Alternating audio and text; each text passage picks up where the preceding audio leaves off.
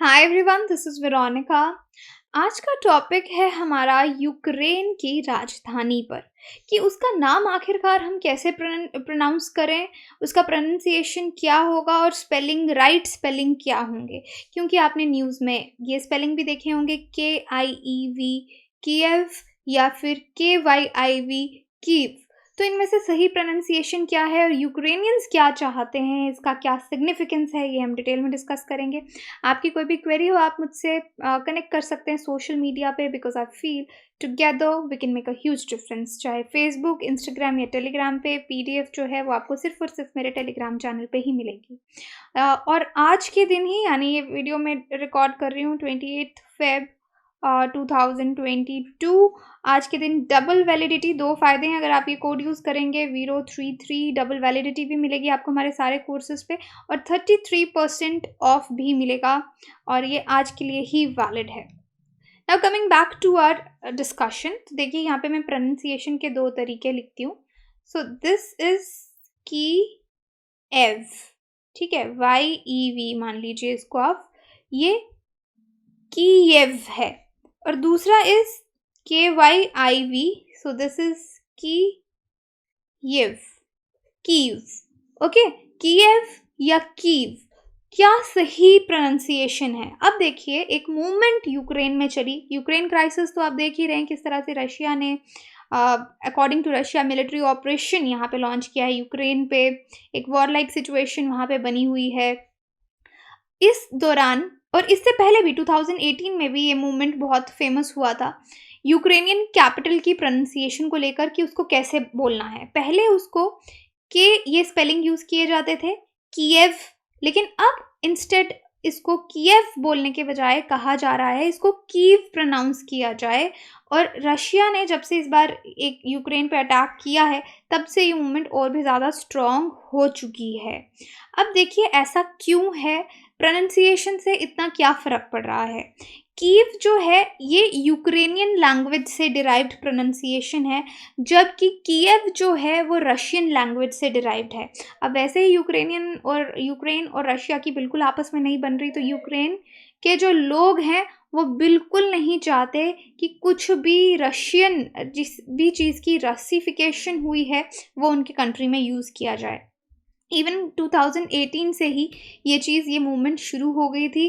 Kyiv को officially adopt किया गया 1995 में, लेकिन फिर भी इंटरनेशनली कीव जो है वही यूज़ हो रहा था, KIEV ही यूज़ हो रहा था, जबकि यूक्रेनियंस चाहते थे KYIV कीव यूज़ हो, जबकि कीव को उन्होंने 1995 में अडॉप्ट भी कर लिया था ऑफिशियली।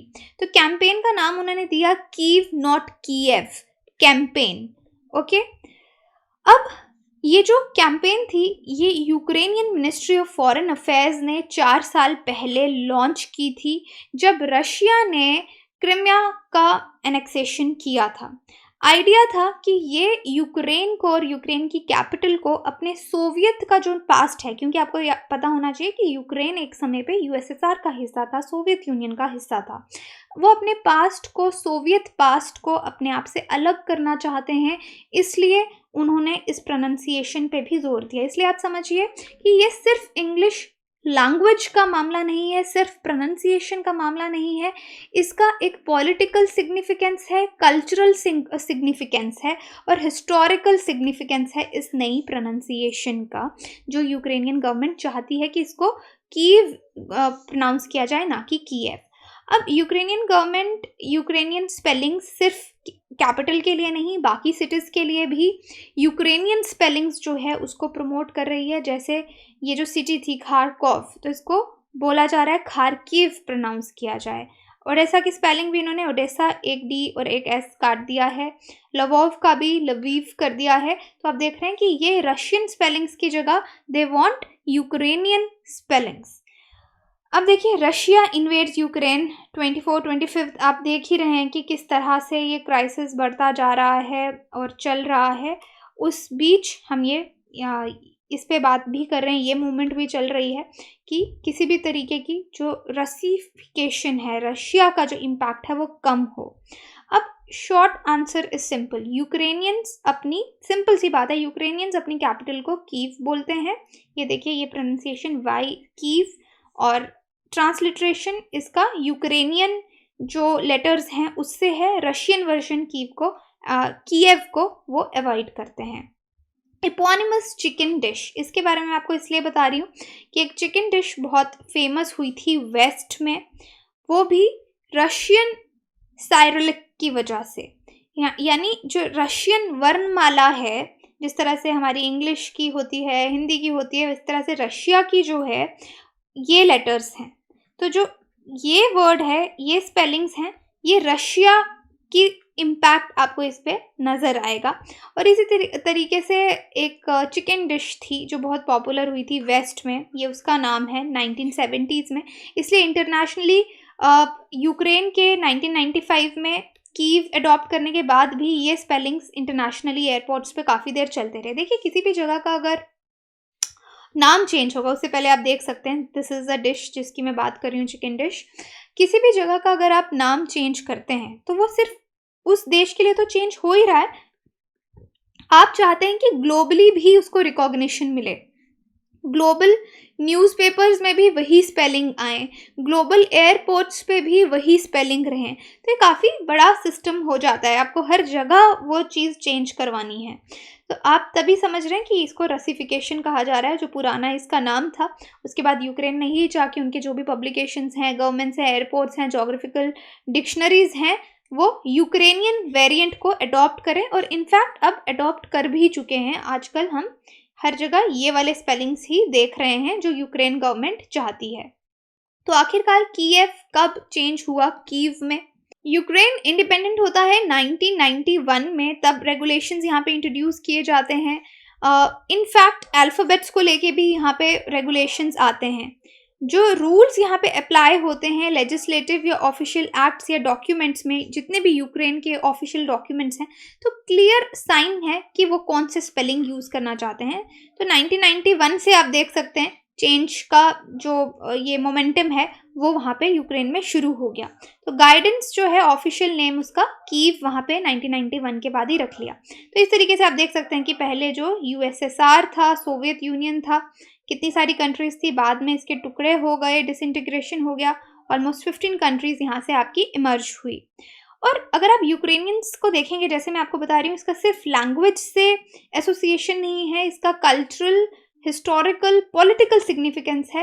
तो यूक्रेनियंस इस साइन को, इस नई प्रोनाउंसिएशन को एक रिस्पेक्ट देखते हैं, as a respect, mark of respect देखते हैं अपनी लैंग्वेज और अपनी आइडेंटिटी के तौर पे, कि उनको रशिया या यूएसएसआर के साथ आइडेंटिफाई नहीं किया जा रहा, उनकी खुद की सेल्फ आइडेंटिटी है। तो यही रीज़न है कि लिंग्विस्टिक एवोल्यूशन के बाद भी अगर आप ऐसे देखेंगे, जो रीज़न है डिफरेंस जो दोनों जगह पे आपको दिखेगा, क्योंकि किस देश पे किस सिविलाइजेशन का इन्फ्लुएंस है, उससे उसकी प्रोनाउंसिएशन, उस देश का एक्सेंट जो है वो डिराइव होता है। अगर आप देखेंगे ये reason Mongol, Lithuanian, Polish, Russian empires का इन्फ्लुएंस इस पे लास्ट 1000 ईयर्स पे रहा है। रशियन और यूक्रेनियन दोनों ईस्ट स्लेवोनिक लैंग्वेजेस हैं, और ईस्ट स्लेवोनिक लैंग्वेजेस अलग हैं फ्रॉम द वेस्ट स्लेवोनिक लैंग्वेजेस, जैसे पॉलिश या साउथ स्लेवोनिक हो गई, बल्गेरियन हो गई, ओके। तो उनसे ये अलग हैं, ईस्ट और वेस्ट का फ़र्क है। अब यूक्रेन में अगर आप देखेंगे, कुछ पॉलिश इन्फ्लुएंसेस आपको दिखेंगे अर्ली मॉडर्न पीरियड में। बहुत सारे यूक्रेनियन वॉवल्स जो हैं वो काफ़ी डिफरेंट तरीके से प्रोनाउंस किए जाते हैं अगर आप उनको रशिया के वॉवल्स या रशिया का जो काउंटर पार्ट्स हैं उससे कंपेयर करेंगे। तो लैंग्वेजेस में आपको फ़र्क जो है वो नज़र आएगा। देखिए, ये यूक्रेन का है कि कहाँ पे क्या यूज़ किया जाता है। रशियन लैंग्वेज आपको दिखेगी ईस्ट की तरफ, ज़्यादा रशियन इन्फ्लुएंस है लैंग्वेज और एक्सेंट पे, लेकिन वेस्ट की तरफ आप देखेंगे कंप्लीट इन्फ्लुएंस आपको यूक्रेनियन लैंग्वेज और वॉवल्स का नज़र आएगा। बहुत सारे लेटर्स हैं जो यूक्रेन के लिए अलग हैं, यूनिक हैं। फॉर एग्ज़ाम्पल, यहाँ पे ये जो वर्ड आप देख रहे हैं, यहाँ पे किस तरह से इसको प्रोनाउंस किया जाता है, दिस इज़ टोटली डिफरेंट। और इस तरह से वोकैबुलरी जो है वो अलग है। आई थिंक हम लोग भी इसको कैसे प्रोनाउंस करेंगे सही तरीके से, इसलिए आई एम अवॉइडिंग दिस, नहीं प्रोनाउंस करना चाहती, बिकॉज लैंग्वेज से लोगों की रिस्पेक्ट और आइडेंटिटी जुड़ी रहती है। But just to tell you that vowels का बहुत ज़्यादा फर्क पड़ता है। और रसोफोन्स जो हैं वो यूक्रेनियंस के लिए मुश्किल हैं समझने के लिए, इसलिए वो खुद की लैंग्वेज बोलना ही प्रेफर करते हैं। सो दिस इज़ इट कि प्रोनाउंसिएशन पे इतना ज़ोर क्यों दिया जा रहा है, ये चीज़ मैं आपको बताना चाहती थी। और अदरवाइज़ अगर आप यूक्रेन की कैपिटल कीव को देखेंगे, वैसे भी आपको मालूम होना चाहिए कि यूक्रेन में इंडिया से, स्पेशली पंजाब से देखेंगे, कुछ 18,000 स्टूडेंट्स इंडियंस जो हैं यूक्रेन में पढ़ते हैं और यूजुअली मेडिसिन पढ़ने के लिए यूक्रेन जाते हैं। ऐसा क्यों होता है? क्योंकि इंडिया में कहा जाता है कि नीट से आपका एमबीबीएस में सिलेक्शन होता है, सीट्स बहुत कम हैं, लोग ऑप्ट करने वाले स्टूडेंट्स बहुत ज़्यादा हैं, और अगर आप प्राइवेट में इंडिया में एमबीबीएस करना चाहते हैं तो इट्स वेरी कॉस्टली। तो यूक्रेन में आपको एक तो चीप ऑप्शन मिलता है, लेकिन पढ़ाई जो है वो बहुत अच्छी है। जो एक्सपोजर है वो बहुत प्रैक्टिकल एक्सपोजर है, वो बहुत अच्छा है। इसलिए हमारे बहुत सारे स्टूडेंट्स आप इंडिया के यूक्रेन में देखेंगे जो मेडिसिन पढ़ने के लिए जाते हैं। तो कीव किसके लिए फेमस है? यहाँ पे बहुत सारे आइकॉनिक अट्रैक्शंस हैं, जैसे मदरलैंड मॉन्यूमेंट हो गया, 335 फुट टॉल स्टैचू है एक महिला का जो कि एक तलवार कैरी कर रही है और एक शील्ड। और स्टैचू यहाँ पे उन सोल्जर्स को ऑनर करता है जो वर्ल्ड वॉर 2 में जिनकी डेथ हुई थी।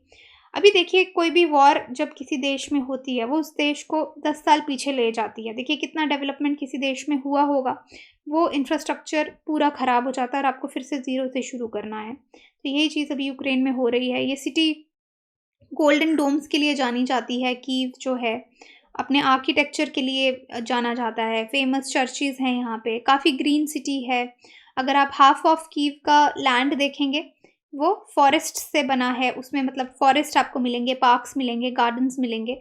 ये यूक्रेन की जो टूरिज़्म साइट है, ये हमको उसके बारे में बताती है। तो यहाँ पे आप देख सकते हैं, देखिए लिवीव हो गया, खार्किव हो गया, ये डोंबास रीजन हो गया, ये। हाँ, तो आप यहाँ पे मैप में देख सकते हैं कि यूक्रेन का मैप एक्सप्लेनर है, एग्रीकल्चरल लैंड कितना है इनके पास, ओडेसा में कैसा है। So you can read about this. अब क्वेश्चन आपके लिए, when did Ukraine declare independence? 7 मार्च 1984, 11 अप्रैल 1976, 24 अगस्त 1991, 14 नवंबर 1975। सही आंसर आप बताइए। और जो या तो टेलीग्राम पे आप पार्टिसिपेट कर सकते हैं, वहाँ पे भी सही आंसर जान सकते हैं, कमेंट सेक्शन में बताइए। बाकी आप हमारी वेबसाइट विजिट कर सकते हैं, एप्लीकेशन डाउनलोड कर सकते हैं, कोर्सेज EMI पे भी अवेलेबल हैं। और फिलहाल VERO33 कोड यूज़ करके आज के दिन आप डबल वैलिडिटी और 33% ऑफ भी ले सकते हैं। Thank you so much.